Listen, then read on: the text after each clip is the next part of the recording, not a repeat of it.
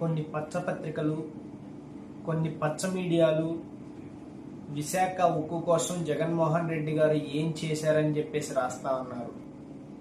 గడిచిన 5 సంవత్సరాల్లో విశాఖ ఉక్కును ప్రైవేటు వ్యక్తుల చేతుల్లో పెట్టకుండా ఉండడానికి ఒక యుద్ధం చేశారు. ఇప్పుడు చూస్తే చంద్రబాబు గారు పర్సనల్గా బెనిఫిట్ అవ్వటానికి విశాఖ ఉక్కుని ప్రైవేటు వ్యక్తుల చేతుల్లో పెడతా ఉన్నారు, పెట్టడానికి అడుగులు వేస్తా ఉన్నారు.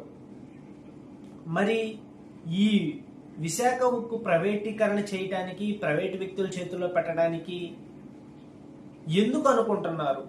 ఎందుకంటే చంద్రబాబు నాయుడు గారు వేరే ఉక్కుని ఆంధ్ర రాష్ట్రంలో ఎస్టాబ్లిష్ చేయడానికి, వేరే ఉక్కుని ఎస్టాబ్లిష్ చేస్తే అతనికి వచ్చే లాభం ఏంటి? అతనికి వచ్చే లాభం కమిషన్.